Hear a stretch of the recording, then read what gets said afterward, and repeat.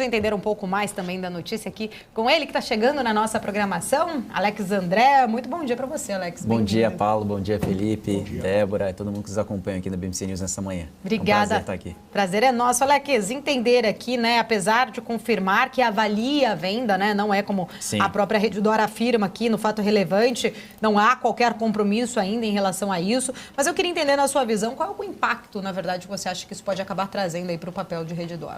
Um impacto positivo na estrutura de capital, porque as empresas de saúde que vieram para a Bolsa, né, captaram via Bolsa, Mater Dei e Redditor, vieram para crescer a sua base de hospitais, comprarem hospitais já existentes e construir hospitais do zero. E a partir disso, começar a ter um ganho de capilaridade, né? Ou seja, consegue negociar custos, né? Então, com uma rede maior e também marca, e também abrangência de estados, né? Então, a partir desse momento, desse crescimento, os juros atrapalhou, porque o juros subiu, começou a atrapalhar ainda mais o crescimento dessas companhias. E estrutura de capital, né? Ou seja, quando a gente olha em relação ao endividamento, né?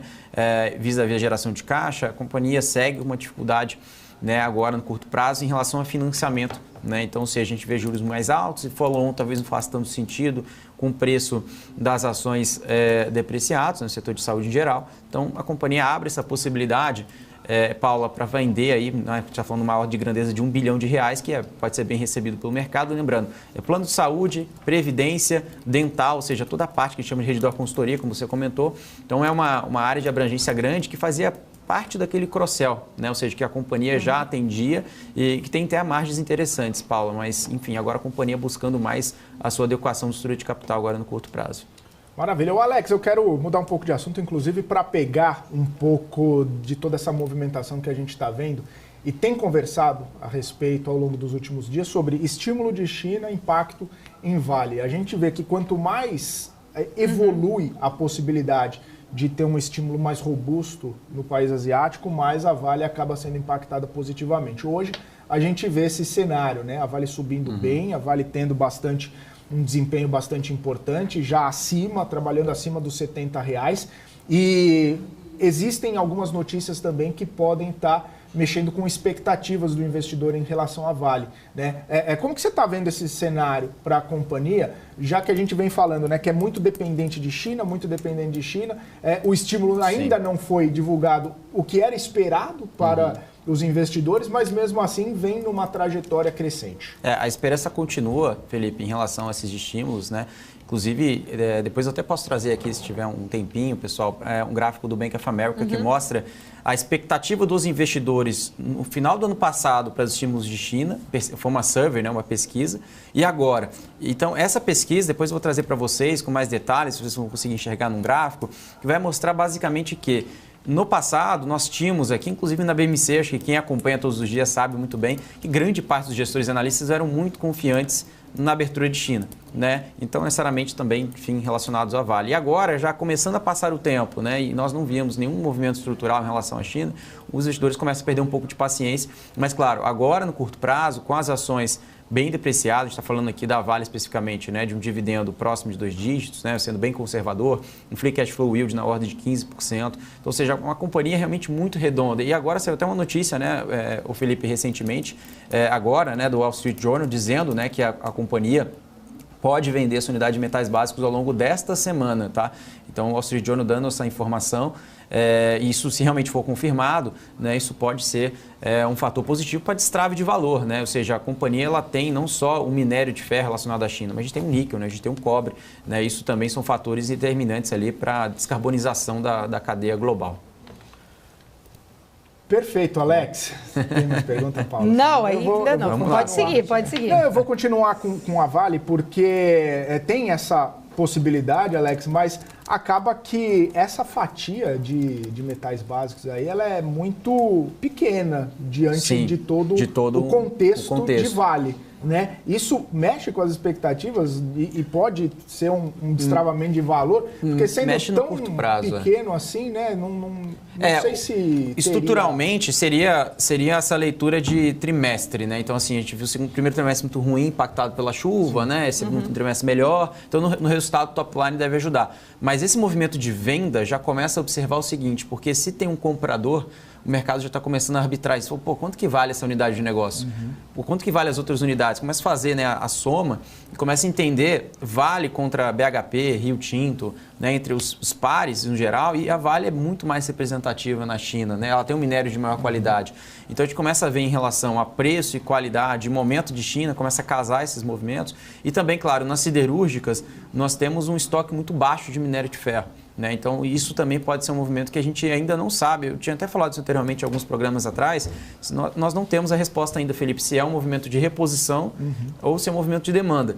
Mas o que a gente está vendo aqui, né, o minério já no 120, né, muito próximo aí dos $120 a tonelada. E isso, se a gente comentasse há um mês atrás, ninguém acreditaria, né? Então, acho que muita gente ficou de fora, já começa a se posicionar em Vale, mas não necessariamente esse movimento. Mas esse news flow, né, essa notícia que vai saindo, vai começando a despertar o interesse do investidor. Eu acredito que seria isso, não necessariamente um número específico. Acho que um número seria muito mais a cor do resultado que vai acontecer agora, daqui a alguns dias. Posso pedir para a Débora olhar aqui varejistas, que depois eu quero fazer uma pergunta para o Alex sobre varejistas. Débora, a gente está vendo aí o movimento hoje de varejistas, acho que muito IPCA também trazendo aí um ânimo, mas eu queria que você trouxesse um giro para a gente, por favor. Olha só, o setor vem subindo bastante, viu, Paula? 5,98% aqui de alta para Magalu. Via também está subindo bem, eram os papéis que, aliás, vinham liderando o índice Bovespa. Vou até mostrar aqui, né, para o pessoal como que a gente está agora, mas eram os papéis que mais estavam subindo, né, e continua. Magazine Luiza liderando altas aqui, ó. Também tem Alpargatas, Via ainda permanece aqui nos destaques, né, tem Pets, mas enfim, os papéis subindo bem do setor, inclusive. A menor alta do setor, por enquanto, é PK, 21,77. A gente também tem resultado da companhia para ser divulgado, mas o setor inteiro vai bem positivo hoje depois desse IPCA 15. Paula. Maravilha, Débora. Deixa eu voltar aqui com o Alex. Alex, a gente vê aí essa movimentação especificamente hoje em relação a este IPCA 15, acho que trazendo bastante esse ânimo para as varejistas, mas eu queria entender justamente porque assim, a gente tem de um outro lado uma outra questão muito sensível às varejistas, que foi justamente o anúncio da isenção, né, que o governo vai manter a isenção até 50 dólares de importação de produtos de outros países, especificamente a gente fala muito aqui em AliExpress, Shein, ali como um exemplo, mas são importações até 50 dólares isentas. E este movimento especificamente ali atrás, quando foi anunciado a princípio, né, que seria mantido exatamente, houve uma grande reação negativa e uma pressão por parte dessas varejistas. Eu queria entender a sua leitura. Hoje, especificamente, os dados mostram, acho que o IPCA 15 aí, ajudando este empenho em relação a consumo para essas varejistas, mas é sustentável essa alta ou isso deve, né, talvez, ofuscar um pouco? Ótima provocação, porque eu vejo como um suspiro e não como um alívio, né, que seja realmente transformador. Porque esse alívio temporário, esse suspiro das varejistas com o macro, né, enfim, com o top-down, isso deve ajudar no curto prazo aqui, mas olhando os resultados, nós não teremos, possivelmente, tá? Acho que eu uso até o consenso para falar isso, Paula. O consenso não espera e é muito simples. A linha de capital de giro vai se sentir pressionado. Se a gente vê a linha de estoque, linha de capital de giro, o varejo não vai conseguir recuperar de um mês. Por exemplo, o mês das mães, por exemplo, né? Que, né, tem a sazonalidade que ajuda. Não veio tão boa assim. Então, ou seja, a gente tem um carrego desde o primeiro para o segundo trimestre que os juros ainda estão altos, né? Ou seja, mas os juros vai cair. Isso pode ser bom para as varejistas, sim, mas o efeito para as varejistas ainda vai ser sentido já no ano que vem. Então, eu sou muito mais otimista para varejo olhando o quarto trimestre do que olhando o segundo, mas claro, sim, quem está se posicionando, querendo bons preços, né, e tendo um viés, né, de confirmação mais para o quarto trimestre, para o primeiro, enfim, uma virada de chave para 2024, pode fazer sentido. Mas olhando para o segundo trimestre, eu não vejo catalisador positivo para varejo de forma geral. Até a questão de vestuário, né, tem uma pressão de custo, competitividade. Eu não vejo um diferencial agora de curto prazo, Paulo, agora em relação ao segundo trimestre para os varejistas. Eu não estou tão animado assim. Ô, Alex, deixa eu só emendar uma aqui, Felipe, rapidinho, já que a gente está falando um pouco de varejo. Lembrei em relação à Mobile. Mobile ontem teve uma queda aí, né? Bastante. Mais de 20%. 24%. Grave acusação, inclusive, ali, né, de uma possível manipulação por parte de uma gestora em relação a esse ativo, né? Paula, o que acontece? O Vladimir Tienemann, inclusive eu conheço, eu já visitei o escritório, a Ace Capital, eles têm um fundo de ativismo societário. O que acontece? O Vlad ele é muito ativista nas redes sociais, né? No Twitter propriamente. Então ele veio no Twitter e escreveu, no Twitter, isso é público, está lá no Twitter do Vlad, ele escreveu acusando o Daniel Alberini, né, o gestor da CTM, que também é um outro fundo, dizendo que o Alberini, né, o fundo, o CTM, está inflando os preços de forma artificial da Mobile. Como? Né? De acordo, né, com as informações, né, estou só passando as informações que foram escritas, o Vladimir Tiniman colocou aí em argumentos, né, que, enfim, como a CTM possui alguns fundos, um fundo vai comprando para outro fundo, isso vai fazendo o preço das ações subirem, e ele, enfim, discorreu todo sobre essa tese, dizendo caso, né, tenha uma onda de resgates pelo fundo CTM, a Mobile poderia sofrer uma queda muito grande em relação ao seu preço atual, já que na avaliação dele o preço justo de Mobile está bem descasado da realidade. Ele citou também outros cases também que são menos líquidos. Então, por exemplo, Monteiro Aranha, enfim, uma tese que, enfim, tem liquidez quase zero, que o fundo da CTM possui. Enfim, então é uma acusação, né? Mas, enfim, precisa ainda agora ser apurado. Né? Enfim, a gente não está passando aqui que é a verdade. Exato. É uma acusação do Vladimir Tiniman. Que despencou o papel, por sinal. Despencou o papel por quê? Porque a CTM também veio a mercado e ontem suspendeu os resgates. Então, meio que, não vou dizer que confirmou, mas meio que uma parte do argumento do Vladimir Tiniman foi efetivado ontem, que a CTM ela suspendeu os saques do fundo. Então, assustou muito, né, os cotistas e para quem não é cotista, para quem tem Mobile na carteira, né, ficou assustado. Então, nessa manada, né, de venda, enfim, o papel chegou a cair mais de 20%. Então, vale a pena ficar de olho no sentido de o comportamento do preço da Mobile. Mas, enfim, novamente, né, Paula, precisa ser apurado essas informações para a gente tirar uma conclusão aqui nesse episódio. Só uma informação importante, né? A B3 ela solicitou informações para a Mobile, né? E ela desconheceu, né? Perguntou o que aconteceu, por que teve uma volatilidade tão grande no papel.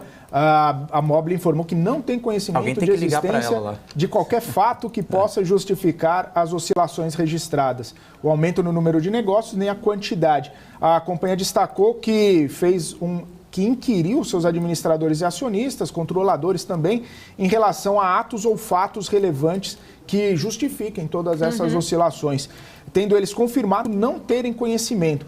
Claro que a gente está falando aqui sobre essa polêmica e tudo mais, envolvendo gestora e tudo mais, mas a companhia propriamente dita diz que não tem nenhum tipo de conhecimento. Eu falo brincando assim, dessa forma, que alguém tem que ligar para a Mobile explicar, mas porque a Mobile ela disse que ela né, não tem uma informação, porque isso não foi uma informação confirmada. Então ela não pode passar não é uma denúncia, enfim, não tem nada enfim, concluído, né, de fato sobre esses pontos, tanto do Vladimir quanto do Daniel Alberini. Então, como não tem nada concluído, a Mobile ela vai, né, colocar como neutra. Então, até uma posição interessante da Mobile, e vamos ver aí. Eu acho que os órgãos reguladores, né, principalmente a CVM, precisa investigar e ver se tem um culpado ou não sobre essa história. Acho que isso vai dar muito pano para manga ainda, Paula. Exato. Uma denúncia grave, por sinal, né, Alex? A Débora está me chamando, inclusive, que está aqui com o gráfico aberto do papel para a gente ver. Fala, Débora. Estou até aproximando, estou fechando aqui um pouquinho, né, esse gráfico, só para poder a gente dar uma ideia do que a gente tem desde aqui, viu, Paula?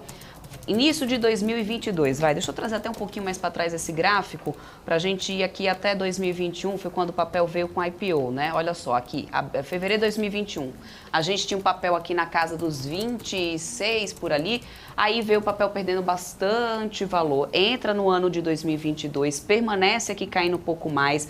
Aí, 2023, olha só, aí a gente vai realmente batendo ali no início de abril, o papel chega aqui na casa de 1 e lá se vai um pouquinho, né? Perde até os R$2. Mas aí começa a subir bastante, ó, sobe bem, depois inclusive de meados de maio, segunda quinzena de maio, engatou uma tendência de alta, com muito mais pregões assim positivos, se a gente der uma olhada aqui nesse gráfico, nessa última pernada aqui, né, do gráfico. Aí ontem, olha só o tamanho da queda, 24%, foi esse candle aqui, o papel que chegou a triscar nas 4,80, agora está 3,78, né, o papel da Mobile, que desde o IPO já perdeu aí uma boa valorização de mercado, viu, Paula? Maravilha, Débora. A gente segue aqui acompanhando, inclusive, né, esperando aí posicionamento também por parte, né, das duas partes aí, tanto de quem foi acusado, né, no caso ali do próprio Daniel Alberini, e também, né, a gente está aqui para ouvir Mobile, caso tenha aí alguma manifestação. BMC News está de portas abertas aqui para ouvir todos os lados envolvidos nessa situação. Alex, mudando um pouquinho de, né, tema aqui, mas eu queria trazer uma outra notícia para falar um pouco sobre Zamp, né, e acionista pedindo Poison Pill da Zamp. Queria entender um pouquinho também da sua análise sobre essa notícia. Interessante, Paula, essa notícia, porque a Marasset, né, que enfim que tem uma posição na companhia, entre outros acionistas, né, relevantes, eles vieram ao mercado pedindo um pós-1-pil, porque não sei se vocês lembram, né, que os sauditas, né, o Mubadala, vieram para comprar grande parte da posição da companhia. E um preço de R$7. Né? Então, deixa eu só até ver quanto que está o preço agora de Zamp, depois a Débora pode também confirmar, mas o papel estava R$4, exatamente, R$4,06. E a oferta que foi feita pelo Mubadala foi acima dos R$7. Vou até pegar aqui o valor certinho, mas foi acima dos R$7 e o mercado começou a entender, mas por que a Zamp não aprovou essa venda? Por exemplo, o Mubadala tentou comprar 45% da Zamp por R$7,55 e hoje o papel negociando na casa de R$4,10. Então, ou seja, qual que é a proposta da Marasset? Trazer essa pós-1-pil. O que é essa pós-1-pil? É basicamente o seguinte, o investidor que quer que tem uma posição relevante na companhia acima de um percentual determinado, ele triga, ou seja, ele abre um precedente que ele precisa comprar a companhia inteira, né, e precisa ter as mesmas condições para os outros acionistas, né, o famoso tag along. Então, ou seja, a gente está falando aqui, pela proposta da Marasset, após um PIL seria disparado quando o acionista comprar mais de 20% do capital da empresa. E dentro desses fatores, qual o preço que será exercido? Serão 3 opções de acordo com essa proposta. Primeiro, um número que pode ser definido por um laudo independente, né? Então, seja, um auditor independente que vai determinar sobre o valor justo das ações. Uma segunda opção seria um prêmio de 30% sobre a maior cotação da Zamp nos últimos 12 meses ou um prêmio sobre 30% também, mas é sobre o maior valor pago pelos ofertantes em suas compras em bolsa nos últimos 12 meses. Tá? Então, ou seja, o que for maior, isso vai ser considerado. Tá? Então, acho que...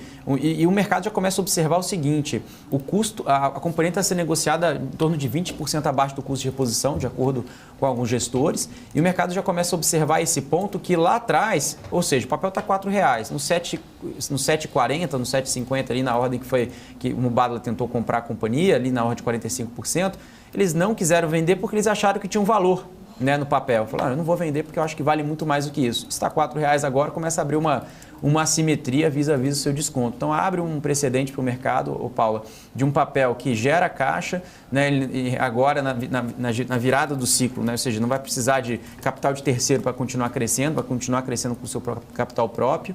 E é um case aí que, com esse desconto, o mercado já começa a olhar se faz um pouco mais de sentido para comprar. Tá? Acho que vale a pena ficar de olho, porque realmente o preço de tela vis-à-vis a oferta dos árabes está bem descolado. E a Zamp tinha, não sei se ela se arrependeu, né, de não ter vendido por mais de R$7, mas... Enfim, esse é o cenário de hoje. Só para lembrar, a Zamp é Burger King, né? Mudou o nome exatamente da marca. Exatamente. Ali, no papel fala. Ô Alex, eu queria estender um pouquinho, né, essa discussão a respeito não só da Zamp, mas de várias outras companhias. Inclusive da IMC também, né? IMC também. Vou falar com eles amanhã. É justamente nesse sentido de um ambiente mais deflacionário, um ambiente onde a gente está vendo as taxas de emprego melhorarem, onde a gente está vendo um cenário macroeconômico um pouco mais interessante também. Inclusive alguns dados de rodovia, né? Mais pessoas andando pelas rodovias, acaba impactando, claro, IMC também. Queria saber sua percepção, Alex, se essas companhias que acabaram sendo prejudicadas ao longo dos últimos meses, ao longo dos últimos anos, nesse ambiente um pouco mais restritivo, se daqui para frente a gente pode ver uma melhora, né? E claro que não vai ser uma melhora assim de uma hora para outra, que vai compensar todas as perdas que a gente viu nos últimos tempos, mas eu queria saber perspectiva, né? Porque imagino que as empresas possam estar vislumbrando dias melhores à frente com essa melhora no ambiente macroeconômico também. É ótimo, porque as empresas aqui nós temos a IMC e temos a Zamp, né? Fala de Arcos Dourados. Arcos Dourados, né? Mas não é listado, mas Arcos Dourados tem muito bem, né? McDonald's, se você olhar McDonald's em geral, tem crescido receita e IPS, earnings per share, acima do esperado. Se você olhar o primeiro tri, está muito forte a demanda. Por quê? Lá nos Estados Unidos, vamos pensar o inverso também, Felipe, e aqui no Brasil. Se a gente está falando de uma inflação, vou falar dos Estados Unidos rapidamente, eu vou descendo para o Brasil.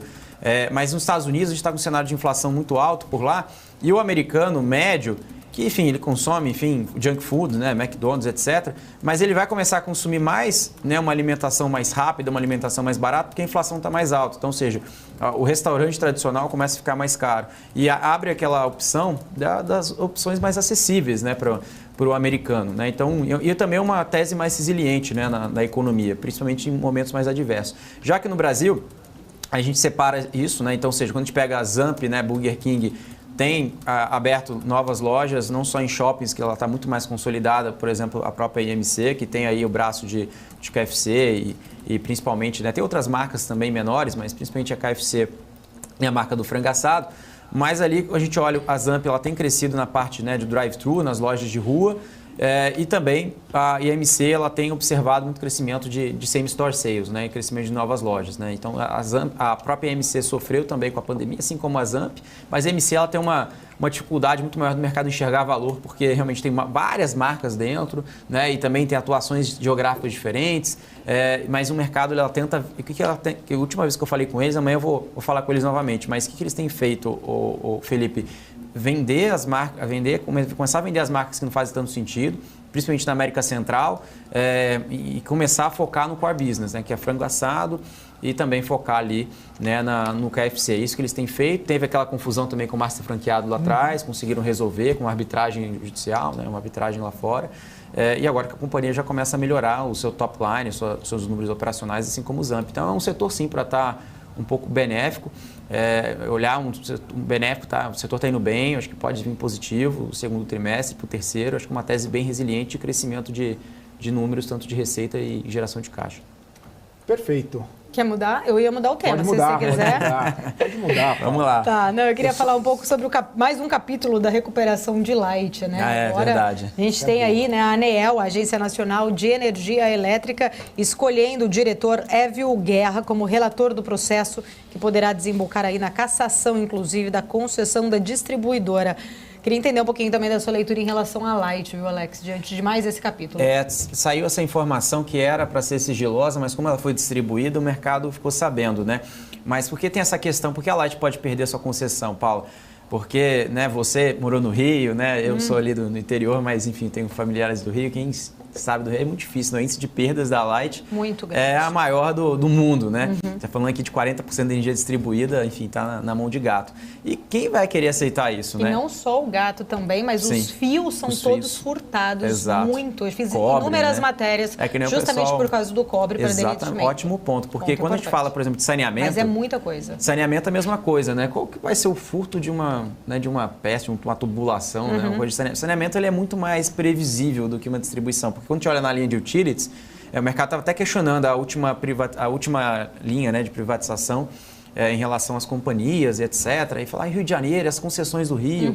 Mas a concessão do Rio é muito mais previsível. Por isso que a gente olha a TIR, né, quando a gente olha a taxa interna de retorno, que justifica o investimento. Né? E a gente olha na casa de Light, ok, a Light está lá há muito tempo, só porque a concessão talvez não seja renovada. Não estou dizendo que não vai ser, mas tenho essa dúvida que já não era de hoje. Era porque a estrutura de capital da Light, isso é regulatório, né? A ANEEL, ela olha a estrutura de capital das companhias e fala, olha, você não está enquadrado, você tem cooperação judicial, você está devendo, você não, até mesmo pela saúde financeira da companhia, para você arcar com investimento, com CAPEX, enfim, OPEX e CAPEX, não vai fazer sentido. Então, ou seja, abre um precedente da ANEEL estudar essa possibilidade. Eu não vejo que a Light possa perder mesmo com essa situação atual, porque não tem outro player para repor. Quem seria o player para repor? Então, nós aqui, né, que tem uma familiaridade grande com o Rio de Janeiro, a Light já está lá, já opera, já conhece. Tudo bem que tem toda aquela história que a Light pode fazer algum movimento de querer cobrar essa questão de perda, cobrar do consumidor, ou até fazer novas iniciativas. Estamos até falando, Paulo, de telha fotovoltaica, né, para as famílias, né, que não consegue, aí já diminui um pouco o gasto. Enfim, pode fazer algumas iniciativas, Paula, mas eu não vejo outro player que está interessado ou até mesmo que tem aí essa capacidade de curto prazo para assumir essa concessão que está prestes a vencer, Paulo. E o número, eu não vou lembrar agora aqui de cabeça, mas era um número exorbitante, a quantidade dos furtos que impactavam bastante e também, como você falou, né, a quantidade de gato net, vamos dizer assim, né, que tem lá especificamente na Light. Ó, Paula, pesquisando aqui, hein? Furtos de cabos cresce quase 20 vezes no Rio, tá? Saiu aí. Mas era uma metragem absurda, muito assim, que eu lembro que eu fiz. Eu não peguei o número aqui, mas eu tô lendo aqui só.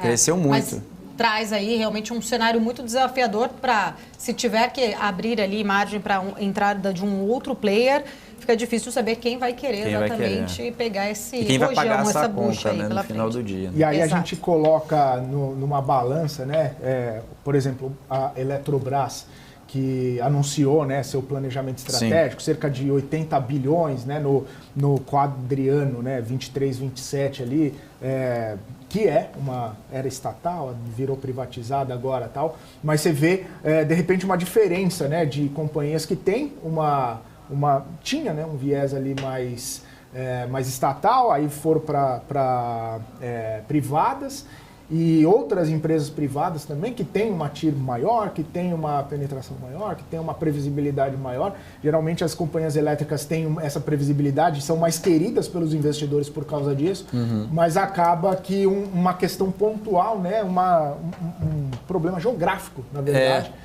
Uma situação, não é nenhum problema, né, mas uma situação, sim, geográfica acaba virando um problema, né, no final do dia, da companhia, né? Você não vê isso talvez acontecendo em outras regiões do Brasil, mas a Light especificamente acaba sofrendo com essa questão. E também eu acho que vale a pena destacar que a gente está falando já aqui do setor de distribuição, enfim, setor de energia como um todo, o leilão da Enel, né, desse ano, né, somando aí 50 bilhões, um dos maiores, se não o maior, leilão de energia do país.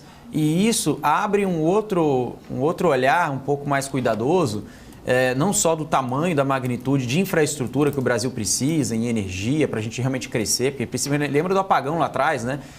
Não adianta ter infraestrutura, enfim, tem toda essa narrativa, mas o que eu quero dizer é a questão dos ágios, né? Não sei se a gente falou aqui na BMC, na época dos leilões, né? Enfim, diretamente dos lances, e nós vimos, Paula e Felipe, que os players que não estavam diretamente ligados com o setor de energia foram que deram, né, o maior deságio, né? Ou seja, nós vimos aí realmente uma discrepância que, olhando para a TIR real, a gente está falando de uma TIR real de 2%. Faz sentido? Aí você pergunta, mas eu não estou entendendo isso. Vamos pegar uma NTNB, né? Ou seja, a gente pega aí um título, né, do governo, longo prazo, 2030, que seja uma NTNB longa, a gente está falando que está pagando quanto, Felipe?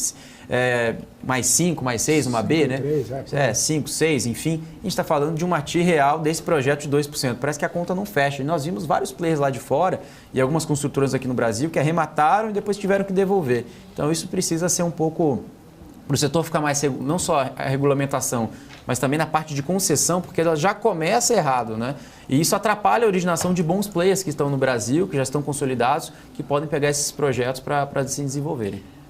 Alex, só para a gente encerrar esse assunto, né, que uma Sim. provocação, inclusive eu falei agora há pouco, quem seria ali, né, quem teria uma outra possibilidade de grande player para assumir essa bucha, vamos dizer, Sim. né? Esse desafio, inclusive, em relação Sim. à Light lá. Mas aí me surge uma outra questão aqui, né? Por que grandes investidores como o Nelson Tanuri, por exemplo, estão se posicionando na Light 3? O que eles estão sabendo que ninguém está sabendo? Porque Exatamente. a gente vê que o problema é grande ali em relação à questão, né, da Light. Eu também quero ter muito essa curiosidade. Vamos trazer o Nelson Tanuri para cá, né? Para perguntar para ele aqui. Mas eu também fico na mesma dúvida de West Wing, TC, né? Light, ele tem essa fama de entrar em companhias para conseguir reestruturá-las, né?